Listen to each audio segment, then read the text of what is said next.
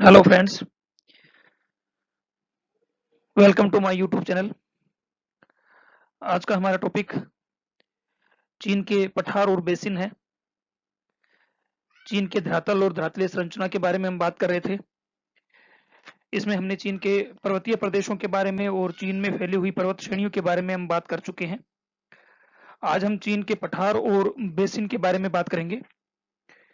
चीन में जो पर्वत श्रेणियां फैली हुई हैं, उन पर्वत श्रेणियों के मध्य में अंतर पर्वतीय बेसिन्स और पठार पाए जाते हैं। आज हम उन्हीं के बारे में बात करने जा रहे हैं। तो आज हम इन्हीं माउंटेन्स, प्लेटू और बेसिन्स के बारे में बात करेंगे। इन माउंटेन्स, प्लेटू और बेसिन्स की एक अलग ही टोपोग्राफी और क्लाइमेटिक कंडीशन जो है वो चाइना में दिखाई देती है। तो आज हम बात करेंगे कौन-कौन से पठार हैं चाइना में और कौन-कौन से जो बेसिन जो है वो चाइना में मौजूद हैं और उनकी क्या पोजीशन है, क्या स्थिति है। और साथ ही आपको मैं एक बात और बता दूं कि ये टॉपिक जो है हमारे लिए बड़ा ही महत्वपूर्ण है, क्योंकि इसमें जितने भी हम बेसिन्स और जितने भी पठार करेंगे तो आपसे ये क्वेश्चन छोटे शॉर्ट क्वेश्चन के रूप में कोई भी टॉपिक आपसे इनमें से पूछा जा सकता है। तो हमें प्रत्येक जो पठार और बेसिन है उनको अच्छे से समझना है, अच्छे से करना है और साथ ही बाकी सबसे बेहतर तरीके से उसे लिखने के लिए जो मैप्स हैं, उन मैप्स का भी हमें बनाने हैं और डिटेल भी जो है बुक से कहीं ज़्यादा डिटेल में आप लोगों को प्रोवाइड करवा रहा हूँ इस लेक्चर के माध्यम से। तो कोशिश कीजिएगा कि उसमें से जितना आप लोगों को याद हो सके उतना बेटर है। साथ ही ज्योग्राफी जो कि पृथ्वी को समझने और पृथ्वी को जानने का विषय है, तो पृथ्वी को जानने में ही चाइना को जानना भी हमारा एक मूल कर्तव्य है। तो चाइना से रिलेटेड जो उसका भूगोल है उससे से संबंधित बातें भी हमें इससे पता लगेंगी। तो चलिए हम बात करते हैं चाइना के पठार और बेसिन के बारे में। उससे पहले मैं आप लोगों को एक संदेश देना चाहूँगा कि वृक्षारोपण जो है वो हमें निरंतर और लगातार करता रहना चाहिए। इसमें मैंने एक संदेश ऊपर लिखा है, आओ वृक्ष लगाएं हम, धरती को स्वर्ग बनाएं हम।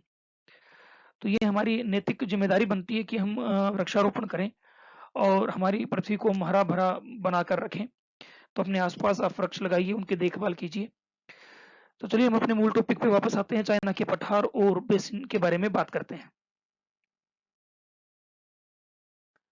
तो पठार और बेसिन, तो इससे पहले के जो मैंने फर्स्ट लेक्चर पठार और बेसिन जो है उनमें तिब्बत का पठार, सेदाम बेसिन, तारिम बेसिन और तकलामकान मरुस्थल, जुंगेरियन बेसिन, मंगोलिया पठार एवं गोबी मरुस्थल, लोएस पठार और यूनान पठार, ये चाइना के पठार और बेसिन्स हैं। अगर मैप में हम देखें तो आप ये देखिए, मैप में सबसे नीचे की ओर दक्षिण पश्चिम में कुनलुन और हिमालयन माउंटेन्स के बीच में कराकोरम, पश्चिम में इसके कराकोरम है, उत्तर में इसके कुनलुन है, दक्षिण में इसके हिमालय है और उत्तर पूर्व और पूर्व की अगर बात करें तो हेंगजुआन पर्वत, यूनान पठार और उत्तर पूर्व में इसके अल्टाई टाग पर्वत और नानशान पर्वत के बीच का ये जो भाग है, ये कहलाता है तिब्बत पठार। इसके बारे में हम डिटेल से बात करेंगे। इससे ऊपर देखिए आप, कुनलुन पर्वत श्रेणी और इससे ऊपर त्यानशान पर्वत श्रेणी के बीच का ये जो भाग है, ये कहलाता है तारिम बेसिन। इससे ऊपर देखिए, त्यानशान पर्वत और अल्टाई शान माउंटेन्स के बीच का ये जो भाग है, ये कहलाता है जुंगेरियन बेसिन। और इस जुंगेरियन बेसिन और तारिम बेसिन के ये जो पूर्व का भाग है, ये पूर्व का भाग ही कहलाता है गोबी मरुस्थल। और इस गोबी मरुस्थल का ही दक्षिणी भाग ये लोएस पठार कहलाता है। और गोबी मरुस्थल का जो भाग है, ये लोएस पठार का ही एक भाग है। तो उत्तरी भाग इसका जो है वो लोएस पठार के नाम से पुकारा जाता है। इस जो आपके ये कुनलुन पर्वत श्रेणी है और इसके दक्षिण में ये जो आप क्विलिंग माउंटेन्स देख रहे हो, तो ये जो क्विलिंग माउंटेन्स है और उत्तर में कुनलुन पर्वत श्रेणी का ये जो अल्टाई टाग है, इसके बीच का ये जो भाग है, ये कहलाता है अ सेदाम बेसिन। तो ये सेदाम बेसिन का पार्ट है, जहां मैं प्लस का निशान बना रहा हूँ, ये सेदाम बेसिन का पार्ट है। इसके बाद दक्षिण में देखिए जो हेंगजुआन माउंटेन्स है और पूर्व की ओर तिब्बत पठार के पूर्व की ओर और नानलिंग पर्वतों के पश्चिम की ओर का ये जो भाग है, ये कहलाता है यूनान पठार। तो ये चाइना के कुछ प्रमुख पठार और बेसिन्स हैं, इनके बारे में हम डिटेल से एक-एक के बारे में हम स्टडी करेंगे और इसमें सब के सब जो है आपके लिए इंपॉर्टेंट है। 5 नंबर का क्वेश्चन तो हर हाल में इन्हीं टॉपिक्स में से आपसे पूछा जाएगा। तो पहले बात करते हैं हम तिब्बत के पठार के बारे में। तो तिब्बत जो पठार है इसे चीन में शंघाई तिब्बत पठार या क्यांगजांग पठार के नाम से भी पुकारा जाता है। तो अब तक हमें तिब्बत के पठार का नाम केवल तिब्बत पठार ही पता था, लेकिन चीन में इसे शंघाई तिब्बत पठार और क्यांगजांग पठार के नाम से भी इसको पुकारा जाता है। तिब्बत जो एक ऑटोनोमस स्टेट है, तो इसका विस्तार अगर देखें तिब्बत पठार का विस्तार, तो तिब्बत जो एक स्वशासित प्रदेश है, इसके अलावा शंघाई ये भी एक स्वशासित प्रदेश यानी ऑटोनोमस स्टेट है चाइना का। इसके अलावा उत्तरी पश्चिमी यूनान, पश्चिमी सिचुआन और दक्षिणी गांसू प्रांतों में और भारत के लद्दाख में इस तिब्बत के पठार का विस्तार है। तो तिब्बत का पठार तिब्बत, शंघाई, उत्तरी पश्चिमी यूनान, पश्चिमी सिचुआन, दक्षिणी गांसू और भारत के लद्दाख में इसका विस्तार पाया जाता है। पूर्व से पश्चिम की ओर इसकी जो लंबाई है वो 2500 किलोमीटर है तिब्बत पठार की, और उत्तर से दक्षिण की ओर इसकी जो चौड़ाई है वो 1000 किलोमीटर है और लगभग 25 लाख वर्ग किलोमीटर एरिया पर ये तिब्बत का पठार फैला हुआ है। तो ये विश्व का सबसे ऊंचा पठार भी है और विश्व का सबसे बड़ा पठार भी है। इसका निर्माण हिमालय पर्वतीकरण जो युग था यानी टर्शरी पर्वतीकरण जो युग था उसी दौरान हुआ था, और कोबिड ये कहता है कि ये कुनलुन और हिमालय पर्वत श्रेणियों के बीच में मीडियन मास के रूप में मौजूद है, यानी मध्य पिंड के रूप में मौजूद है। इसके दक्षिण में हिमालय पर्वत है, उत्तर में इसके कुनलुन पर्वत है, इसके पश्चिम में कराकोरम पर्वत और पूर्व में सिकियांग पर्वत और यूनान पठार मौजूद है। ये देखिए आप मैप में भी आप इसको देख सकते हो। तिब्बत पठार का ये बीच का जो पार्ट है ये तिब्बत पठार है। उत्तर की ओर देखिए इसमें ये कुनलुन पर्वत श्रेणी है जो मैं रेड में बना रहा हूं, ये इसकी कुनलुन पर्वत श्रेणी है। और पश्चिम की ओर ये देखिए आप, ये इसकी कराकोरम रेंज है। ये कराकोरम रेंज से दक्षिण की ओर ये जो पार्ट आप देख रहे हो गैंगडासाइस यानी ट्रांस हिमालय का पार्ट है, ये चाइना में कहलाता है गैंगडाइस रेंज, और ये न्यानशियान थांगला रेंज हिमालय का ही पार्ट है, और इसके दक्षिण में ये है ग्रेट हिमालय। तो दक्षिण में तो इसके ट्रांस हिमालय और दक्षिणी हिमालय का पार्ट है। पश्चिम में इसकी ये कराकोरम पर्वत श्रेणी जो मैं रेड में बना रहा हूँ ये कराकोरम पर्वत श्रेणी है। उत्तर की ओर इसकी ओर पामीर की गांठ से निकले हुए देखिए ये पामीर की गांठ है, नोट ऑफ पामीर, इससे निकले हुए ये कुनलुन पर्वत श्रेणी, इसी से निकला हुआ ये कराकोरम पर्वत श्रेणी, और इसी से निकले हुए ग्रेट हिमालय और ट्रांस हिमालय पर्वत श्रेणी जो है वो इस दक्षिण में इसके तिब्बत पठार के दक्षिण में फैली हुई है। और कुनलुन पर्वत श्रेणी उत्तर में कुनलुन पर्वत श्रेणी, और पूर्व में यहाँ पर जाकर देखिए यहाँ जो ये इसके पार्ट बनते हैं ये उत्तर में ये अल्टाई टाग के नाम से पुकारी जाती है। जहां मैं ये कर्सर चला रहा हूँ ये कर्सर आप देखिए ये अल्टाई टाग पर्वत श्रेणी के नाम से पुकारी जाती है।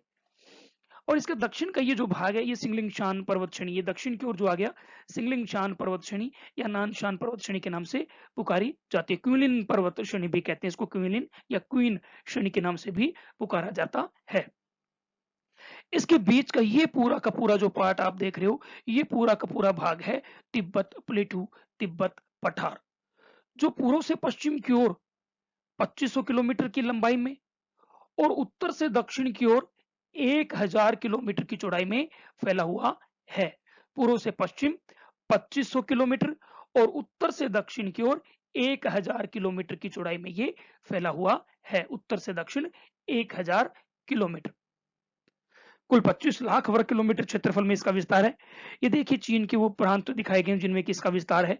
ये साउथ का पार्ट, ये दक्षिण का भाग आ गया, भारत का भी कुछ पार्ट, ये लद्दाख का भाग इसमें आ गया, तिब्बत ऑटोनोमस, और इसके अलावा शंघाई ऑटोनोमस ये प्रांत भी आ गए, सिचुआन प्रांत इसमें शामिल हो गया, और ये यूनान का एरिया जो है इसमें शामिल हो गया। तो इन स्टेट में चीन के इस तिब्बत पठार का विस्तार है।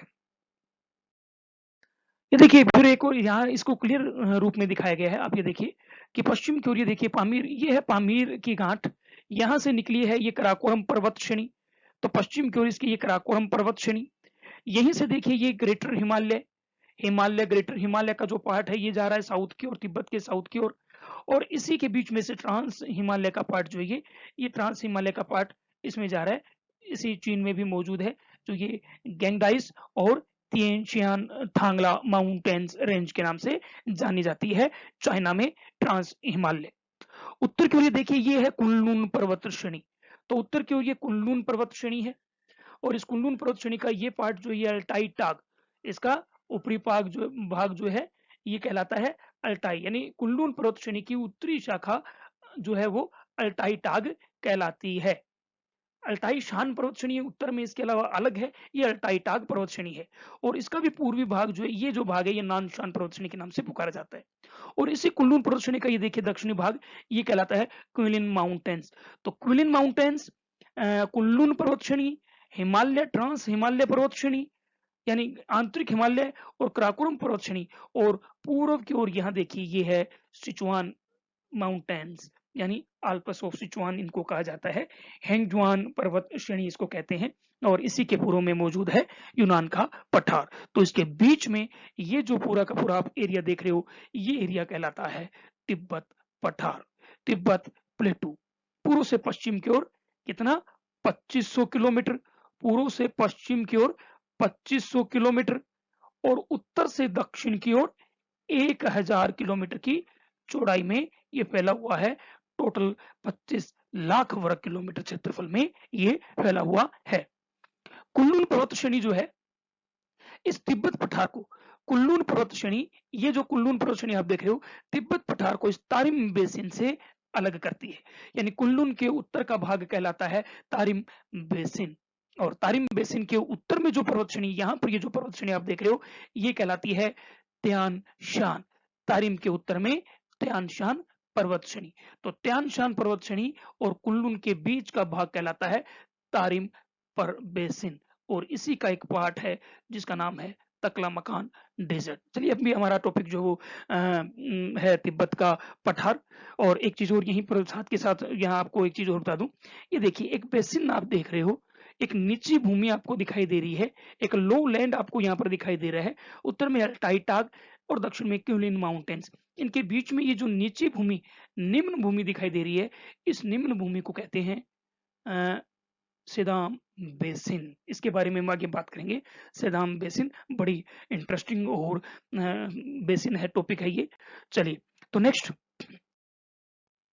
तिब्बत पठार जो है ये समुद्र तल से, तिब्बत पठार समुद्र तल से 4500 मीटर ऊंचा है, और इसके चारों ओर जो है 6000 मीटर से 8000 मीटर ऊंचे पर्वत शिखर मौजूद हैं, कुनलुन हिमालय के और ग्रेट हिमालय और ट्रांस हिमालय के कराकोरम पर्वत श्रेणी के 6000 से 8000 मीटर ऊंचे पर्वत शिखर जो इस पर मौजूद है। क्योंकि ये विश्व का सबसे ऊंचा पठार है, इसलिए इसे संसार की छत, रूफ ऑफ द वर्ल्ड कहा जाता है। ध्रुवों से बाहर जो पोल है, नॉर्थ पोल और साउथ पोल, उसके बाहर यदि कहीं सबसे बड़ा प्योर वाटर का अगर रिसोर्सेज कहीं मिलते हैं, तो वो तिब्बत पठार पर ही मिलते हैं। इसी कारण से इसे थर्ड पोल, तीसरा ध्रुव भी कहा जाता है। तिब्बत पठार जो एक शीत मरुस्थल के रूप में है, एक कोल्ड डेजर्ट है, जिसमें कि चारों ओर हजारों ग्लेशियर्स और ग्लेशियर्स निर्मित लेक्स जो है वो फैली हुई हैं, और इन्हीं ग्लेशियर्स और लेक्स में मौजूद है विश्व की बड़ी नदियों के ओरिजिन, उद्गम, जिनमें सिंधु नदी, ब्रह्मपुत्र नदी, साल्विन नदी, मिकांग नदी, यांगटीसी, येलो नदियां, इन सब का उद्गम जो है तिब्बत पठार के विभिन्न भागों से होता है। देखिए, इस नीचे वाले मैप में आप देख भी सकते हो, ये पश्चिम से ये जो है तिब्बत पठार के पश्चिमी भाग में मौजूद मानसरोवर झील से होता है इस इंडस नदी यानी सिंधु नदी का उद्गम, और इसी के दक्षिण में राक्षस ताल से होता है सतलुज नदी का उद्गम, और इसी के पूर्व में मौजूद जो है इसी यारलुंग सांगपो, जिसको हम भारत में ब्रह्मपुत्र नदी कहते हैं, इसका उद्गम भी तिब्बत पठार यानी इसी मानसरोवर और राक्षस ताल के पूर्व से इसका उद्गम होता है। और इसी पठार से ही देखिए कि आप इसी पठार से ही जो गंगा है, गंगा नदी का उद्गम भी इसी पठार के दक्षिणी भागों से होता है। करनाली नदी जो है उसका उद्गम भी तिब्बत पठार के दक्षिणी भागों से, अरुण कोसी और सुन कोसी के रूप में जो कोसी नदी है उसका उद्गम भी इसी तिब्बत पठार के दक्षिण भाग से हो रहा है। और ये देखिए, ये सांगपो नदी जो है असम में मोड़ खाती है, अरुणाचल में और ब्रह्मपुत्र के नाम से, दिहांग और ब्रह्मपुत्र के नाम से ये बहती है। फिर इसके बाद में जो म्यांमार की इरावदी नदी है, इरावदी नदी का उद्गम भी इसी तिब्बत पठार के दक्षिणी भाग से होता है। इसके अलावा जो इसी मलेशिया प्रायद्वीप की जो ये साल्विन नदी है, इस साल्विन नदी का उद्गम भी तिब्बत पठार से है। मिकांग नदी जो है वियतनाम और थाईलैंड में बहने वाली, इस मिकांग नदी का उद्गम भी तिब्बत पठार से ही होता है। इसके अलावा चीन की बड़ी नदियों में जैसे कि यांगटीसी नदी, ये देखिए आप, ये यांगटीसी नदी का उद्गम है, ये भी तिब्बत पठार के मध्य भाग से इसका उद्गम होता है और ये जाकर पूर्वी चीन सागर में गिर जाती है। इसी प्रकार से इसके उत्तर से होता है येलो रिवर, चाइना की सबसे बड़ी नदी में से एक येलो रिवर का उद्गम भी इसी तिब्बत पठार से ही होता है, जो कि जाकर पीत सागर, येलो सी में जाकर मिल जाती, पूर्वी चीन सागर में येलो सी में जाकर गिर जाती है। तो इन बड़ी नदियों का उद्गम जो है इसी तिब्बत के पठार से ही होता है। ये तिब्बत के पठार के कुछ आप दृश्य देखिए, ये तिब्बत पठार पर मौजूद ग्रासलैंड्स हैं। ये तिब्बत पठार पर एक बौद्ध मठ है, एक बौद्ध स्तूप है तिब्बत पठार पर बना हुआ, प्राचीन बौद्ध स्तूप। ये तिब्बत पठार के आप ग्लेशियर्स देखिए, और ये तिब्बत पठार पे ग्लेशियर्स और उनकी रेंज और ग्रासलैंड्स आप देखिए, तिब्बत पठार का ही नजारा है, जो कि विश्व का सबसे बड़ा, सबसे ऊंचा पठार है।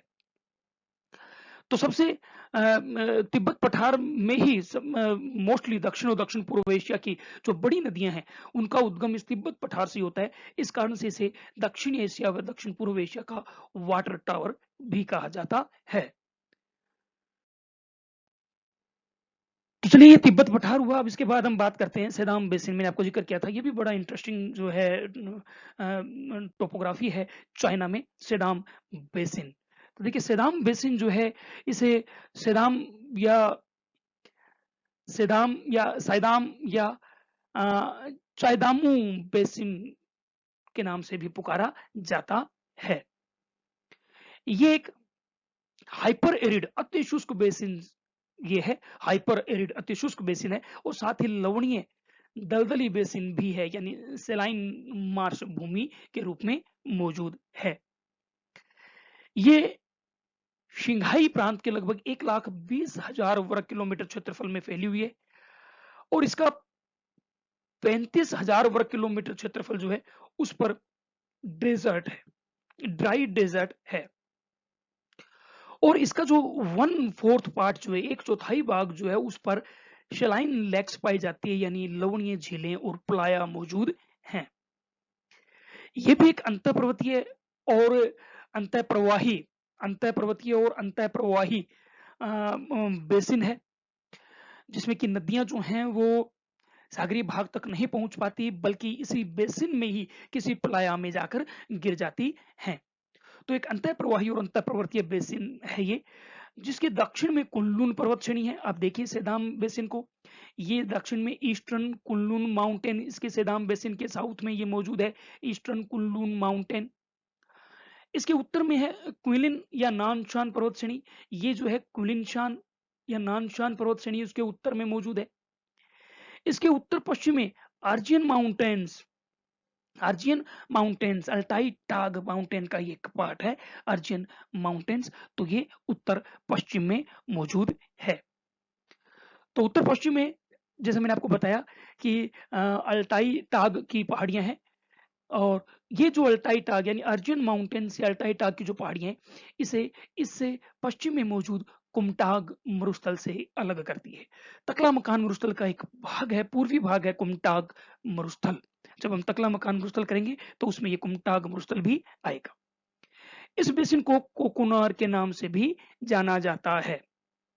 इस बेसिन में मैंने जैसे आपको बताया कि इसमें नमकीन खारे पानी की झीलें और प्लायाज पाई जाती हैं, जिनमें आकर यहाँ की बड़ी नदियां जो हैं वो गिर जाती हैं, या कुछ जो प्रमुख नदियां जो है वो इनमें आकर गिरती हैं। 4 प्रमुख प्लायाज यहाँ पर मौजूद हैं, जिनमें कुरहान ये पश्चिमी पार्ट में इसके मौजूद है, और पूर्वी भाग में उत्तर से दक्षिण की ओर इसमें कुंटेई, चाहान शेलाटू और डलन घंटा डलन घंटान, ये यहाँ की प्रमुख प्लायाज हैं। 2-3 हैं कुंटेई, चाहान शिलाटू और डलन घंटान, ये जो है पूर्वी भाग में है उत्तर से दक्षिण की ओर, जबकि कुरहान जो है वो इसके पश्चिमी भाग में मौजूद है। इस बेसिन की टोपोग्राफी जो है वो मंगल ग्रह से मेल खाती है। 2020 में इसकी जो सैटेलाइट से इसकी जो इमेज आई थी और उन इमेज को जब मंगल ग्रह की इमेज से मैच करवाया गया तो बहुत समानता उसमें दिखाई दी। इस डायग्राम में आप देखिए, इस डायग्राम में आपको दिखाया गया है, ऊपर इसकी लोकेशन दिखाई गई है। ये है सेदाम बेसिन। इस सेदाम बेसिन के दक्षिण का पार्ट जैसे मैंने आपको बताया, यहाँ पर इसके दक्षिण में इसके मौजूद है वेस्टर्न कुनलुन पर्वत श्रेणी। तो इसके वेस्टर्न कुनलुन पर्वत श्रेणी जो है वो इसके दक्षिण में है। यहाँ कंप्लीट ना लिखकर मैं केवल KUN लिख रहा हूं। तो कुनलुन पर्वत श्रेणी इसके दक्षिण में है। इसके उत्तर पूर्व में क्विलिनशान पर्वत श्रेणी है, या क्विन पर्वत श्रेणी भी इसको हम कहते हैं। इसको भी मैं कंप्लीट ना लिखकर क्विल लिख रहा हूं। तो ये क्विल माउंटेन्स जो है इसके उत्तर पूर्व में मौजूद है। इसके पश्चिम का ये जो पार्ट है, उत्तर पश्चिम का, यहाँ पर मौजूद है अल्टाई टाग पर्वत श्रेणी। इसको भी मैं कंप्लीट ना लिख के ALT लिख रहा हूं। तो ये अल्टाई टाग पर्वत श्रेणी इसके उत्तर पश्चिम में मौजूद है, जिसको किससे, कुमतांग मरुस्थल से अलग करती है। इसके पूर्व में लोइस पठार मौजूद है। इसके पूर्व में ये लोइस पठार है और इसके उत्तर पूर्व में ये गोभी डेजर्ट, गोभी मरुस्थल मौजूद है। चलिए, तो मैंने बात की थी कि लास्ट मैंने आपको ये बताया कि इसकी टोपोग्राफी जो मंगल ग्रह से काफी मैच करती है। ठीक है, तो देखिए इसकी देखते हैं। ये देखिए, ये इसकी है याडांग टोपोग्राफी इन सेदाम बेसिन। ये है याडांग, यानी पवनों द्वारा निर्मित ये भूदृश्य है। इसके आसपास के जो सॉफ्ट पार्ट थे वो पवनों ने अपरदित कर दिए, इरोस्ट कर दिए, और ये जो कठोर भाग हैं ये बचे हुए रह गए। ये कहलाते हैं याडांग। ये देखिए आप, ये है सेदाम बेसिन की टोपोग्राफी एम जो दी हुई है लेफ्ट साइड में, और राइट साइड में देखिए आप मंगल ग्रह की टोपोग्राफी। ये फर्स्ट, ये मंगल ग्रह की फर्स्ट, दोनों में समानता मिल रही है। इसी तरह से बी में देखिए आप, बी में भी ये फर्स्ट लेफ्ट साइड में सेदाम टोपोग्राफी और ये मार्स टोपोग्राफी। फिर देखिए आप सी, नीचे से नीचे सेदाम टोपोग्राफी लेफ्ट साइड और राइट साइड में मार्स टोपोग्राफी। उसके बाद देखिए आप डी में लेफ्ट साइड सेदाम टोपोग्राफी और राइट साइड मार्स टोपोग्राफी। काफी हद तक ये मैच कर रही हैं। तो ये सेदाम बेसिन एक अंतर्पर्वतीय और अंतःप्रवाही बेसिन है। नेक्स्ट, इसके बाद हम बात करते हैं तारिम बेसिन के बारे में। ये भी एक बड़ी ही इंटरेस्टिंग टोपोग्राफी है चाइना में। चाइना के उत्तरी पश्चिमी भाग में, चीन के उत्तरी पश्चिमी भाग में मौजूद है तारिम बेसिन। तो तारिम बेसिन जो है चीन के उत्तरी पश्चिमी भाग में मौजूद है और ये एक अंतःपर्वतीय और सेदाम बेसिन की तरह ही अंतःप्रवाही यानी इंडोरहिक बेसिन है। इसका विस्तार चीन के सिजियांग प्रांत में 10,20,000 वर्ग किलोमीटर क्षेत्रफल में है। यानी चीन के जो सिजियांग प्रांत है उसके मोस्टली पार्ट में ये तारिम बेसिन मौजूद है। इसके उत्तर में इसकी सीमाएं अगर देखें तो उत्तर में त्यानशान श्रेणी इसकी सीमा बनाती है। आप ये देखिए, इस बेसिन को दिखाया गया नीचे के आप मैप में देखिए। इस नीचे के मैप में आप देखोगे कि सेदाम बेसिन के उत्तर में ये मौजूद है त्यानशान पर्वत श्रेणी। सेदाम बेसिन के उत्तर में ये त्यानशान पर्वत श्रेणी मौजूद है, ये त्यानशान। और इसके दक्षिण में है मेन कुनलुन श्रेणी। तो ये दक्षिण में आप देखिए मेन कुनलुन श्रेणी इसके दक्षिण में मौजूद है। तो ये कुनलुन श्रेणी जो है इस तारिम बेसिन को नीचे तिब्बत पठार से अलग करती है। तो दक्षिण में इसकी कुनलुन श्रेणी है, उत्तर में इसके त्यानशान पर्वत श्रेणी है। इसके पूर्व में इसका जो संपर्क है, यहाँ पर जो है एक छोटा सा मरुस्थलीय भाग मौजूद है। उस मरुस्थलीय भाग से इसका संपर्क पूर्व में किससे हो जाता है, गोभी डेजर्ट से, यानी कि गोभी मरुस्थल जो उसे हो जाता है। कुमन जो मैंने आपको बताया, कुमतांग इसका जो पूर्व का पार्ट है, छोटा सा एक मरुस्थल मौजूद है जिसका नाम है कुमतांग डेजर्ट। तो यहाँ मैं केवल शॉर्ट में लिख रहा हूँ, कुमतांग डेजर्ट है, और कुमतांग डेजर्ट क्या इसको मिला देता है गोभी डेजर्ट से। ये देखिए आप उसके ऊपर जो डायग्राम दिया गया, इस ऊपर वाले डायग्राम में आप देखिए, ये है तारिम बेसिन। ये तारिम बेसिन का पार्ट है ऊपर की ओर। इसके मैंने आपको बताया तियानशान, मैं TN लिख रहा हूं के लिए, केवल इसमें तियानशान पर्वत श्रेणी है उत्तर में। इसके दक्षिण में मौजूद है कुनलुन के यूएन लिख रहा हूं मैं खाली, तो KUN, तो ये कुनलुन पर्वत श्रेणी इसके दक्षिण में है। और इसके पूर्व का ये जो पार्ट है, ये देखिए, ये रहा कुमतांग डेजर्ट। ये कुमतांग डेजर्ट जो है, इसको इस सेदाम बेसिन से, मैंने आपको इससे पहले बताया था, सेदाम बेसिन से अलग करता है। ये सेदाम बेसिन है, 27 नंबर ये सेदाम बेसिन। ये कुमतांग डेजर्ट है, ये इसको तारिम बेसिन, तकलामकान डेजर्ट से सेदाम बेसिन को अलग करता है। और इसी कुमतांग डेजर्ट से ये यहाँ आगे देखिए, ये है गोबी डेजर्ट का पार्ट, तो ये गोबी डेजर्ट से मिल जाता है। चलिए, टकासू, होतान, क्यूमो और तारिम, तारिम और कासगर।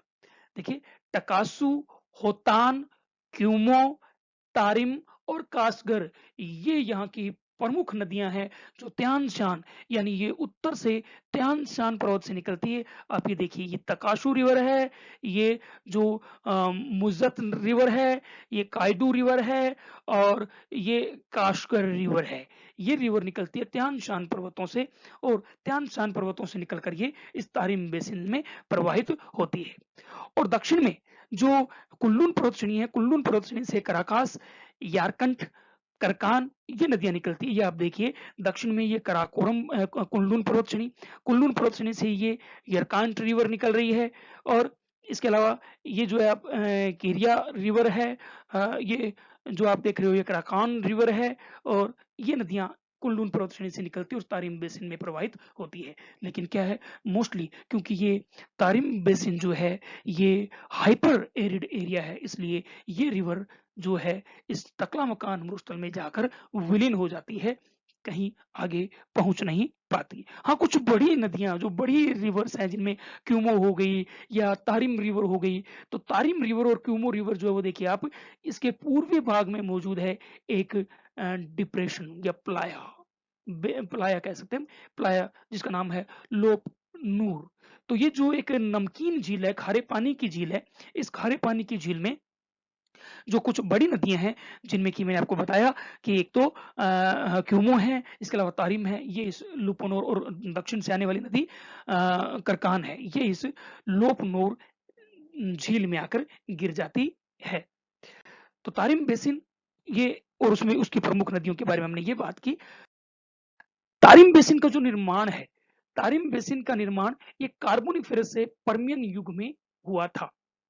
लेकिन जो बेसिन का मध्यवर्ती भाग है, उस मध्यवर्ती भाग में हिमालय के दौरान जो टर्शरी कालीन अवसाद है, सेडिमेंट्स हैं, उनके डिपॉजिट भी इसके बेसिन के मध्यवर्ती भाग में पाए जाते हैं।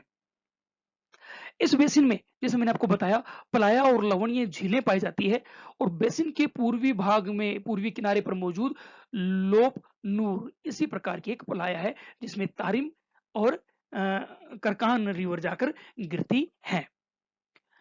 तारिम बेसिन जो पेट्रोलियम और प्राकृतिक गैस संसाधनों की दृष्टि से चाइना के समृद्ध प्रदेशों में से एक है, और यहाँ पर रहते हैं उइगर मुस्लिम जाति के लोग। तो तारिम बेसिन में उइगर मुस्लिम जाति के लोग रहते हैं। चाइना की दृष्टि से ये चाइना का सबसे ज्यादा यूं मान लीजिए कि अनस्टेबल एरिया है, जहाँ चाइनीज सरकार जो है इन लोगों को एक तरह से दबा कर, या यूं कहें कि इनको अपने प्रभाव में, अपने नियंत्रण में रखना चाहती है। तो ये एक अनस्टेबल चाइना की दृष्टि से एक एरिया है। जैसे कि अपने, हम कह सकते हैं कि कश्मीर में जिस प्रकार की स्थिति है, ठीक उसी प्रकार की स्थिति चाइना इस तारिम बेसिन में उइगर मुस्लिम क्षेत्रों में मानता है।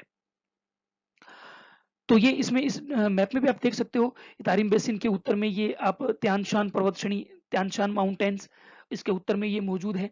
और इसके दक्षिण में ये देखिए आप कुनलुन माउंटेन्स जो है, कुनलुन पर्वत श्रेणी इसके दक्षिण में मौजूद है, और इसके दक्षिण पूर्व में अल्टाइन टाग पर्वत श्रेणी मौजूद है। और जो इसके जो, तो इसके आप त्यान शान पर्वत श्रेणी उत्तर में, और उत्तर पूर्व में जो है ये बोरो होरो पर्वत श्रेणी कहलाती है, जो त्यान शान पर्वत श्रेणी का ही एक भाग है। और इसका ये जो पूर्वी भाग हम बात कर रहे थे, ये है वो लोप नूर बेसिन, जहां पर आकर यहाँ की नदियां गिरती हैं। इसके दक्षिण का भाग, मोस्टली दक्षिण पश्चिम और मध्य का भाग जो है, ये कहलाता है तकलामकान मरुस्थल। अब इसके बारे में आगे हम बात करेंगे कि तकलामकान मरुस्थल कौन सा है और क्या है। तो इसके दक्षिण, पश्चिम और मध्य का भाग तकलामकान डेजर्ट कहलाता है। तारिम बेसिन के देखिए, जैसा मैंने अभी आपको बताया कि तारिम बेसिन का जो मध्य दक्षिणी भाग जो है वो तकला मकान मुस्तल के नाम से जाना जाता है और ये 1,37,000 वर्ग किलोमीटर क्षेत्रफल पर फैला हुआ है। पूर्व से पश्चिम में इसकी जो लंबाई है वो 1000 किलोमीटर है, 1000 किलोमीटर, और उत्तर से दक्षिण इसकी चौड़ाई जो है 400 किलोमीटर है। ये विश्व का दूसरा बड़ा स्थानांतरणशील बालू का मरुस्थल है, यानी यहाँ शिफ्टिंग सैंड ड्यून्स पाए जाते हैं, जिसका 80 यानी इस मरुस्थल का 85% भाग जो है इसी प्रकार के शिफ्टिंग सैंड ड्यून से बना हुआ है। तो विश्व का दूसरा स्थानांतरणशील यानी शिफ्टिंग सैंड ड्यून्स डेजर्ट है तकला मकान मरुस्थल। यहाँ बालूका स्तूपों की जो ऊंचाई है वो 18 मीटर से 91 मीटर तक पाई जाती है और तकला मकान के उत्तर व दक्षिण से होकर प्राचीन रेशम मार्ग निकलता था और दोनों मार्गों का मिलन तकला मकान के पश्चिमी सिरे पर स्थित काशगर नगर में होता था। देखिए यहाँ ये जो तकला मकान का ये जो पार्ट है यहाँ मौजूद है काशगर, मैं केवल KAS लिख रहा हूं। तो ये काशगर नगर जो है ये यहाँ पर इस तकला मकान मरुस्थल के इस पश्चिमी शोर पर यहाँ पर मौजूद था। इस तकला मकान के उत्तर से होकर एक रेशम मार्ग जो है वो जाता था और एक दक्षिण से होकर एक रेशम मार्ग निकलता था। ये दोनों मार्ग जो आकर इस काशगर में मिलते थे। तो काशगर उसी रेशम मार्ग का प्राचीन नगर है। मरुस्थल का पूर्वी भाग जो वो कुमतांग मरुस्थल के नाम से पुकारा जाता है, जो इसे सेदाम बेसिन से अलग करता है। तो मैंने आपको बताया भी था कि इसका ये जो पूर्वी किनारा है, पूर्वी भाग, ये कुमतांग मरुस्थल कहलाता है और इसके दक्षिण पूर्व में मौजूद है सेदाम बेसिन। ये आप शिफ्टिंग सैंड ड्यून्स ऊपर वाली जो मध्य में जो इमेज है उसमें देखिए, शिफ्टिंग सैंड ड्यून्स जो 18 मीटर से 91 मीटर तक ऊंचे हैं। और आप ये देखिए चाइनाज लॉन्गेस्ट डेजर्ट रोड, जो कि इसी तकला मकान मरुस्थल से होकर गई है और ये जो ग्रीन आप देख रहे हो इसे कहते हैं ग्रीन वॉल ऑफ चाइना। यानी इस पूरी जो सड़क बनी है, ये जो रोड बनी है, इस रोड के दोनों ओर ग्रीनरी लगाई गई है और ये विश्व की सबसे लंबी ग्रीन वॉल है जो कि डेजर्ट में मौजूद है। ये देखिए आप इसमें भी ये इसकी स्थिति एक बार आप फिर से देख लीजिए। हम बात कर रहे हैं तारिम बेसिन की, तो ये तारिम बेसिन उत्तर में इसके तियानशान माउंटेन्स, तियानशान माउंटेन का ये जो उत्तरी पूर्वी भाग है ये बोरोहोरो माउंटेन्स कहलाता है, जबकि पश्चिमी भाग तियानशान माउंटेन्स कहलाता है। इसके दक्षिणी भाग ये कुनलुन माउंटेन्स है, दक्षिण में Kunlun mountains, main series Kunlun mountains की। इसके बीच में मौजूद है तारिम बेसिन और तारिम बेसिन का पश्चिमी, मध्य और दक्षिणी भाग जो है ये कहलाता है तकला मकान मरुस्थल। तो उम्मीद है कि आपको ये टॉपिक अच्छा लगा होगा। आप इसी तरह से अपने घर पे रहिए, सुरक्षित रहिए और बने रहिए, अपनी पढ़ाई को जारी रखिए। Thank you so much.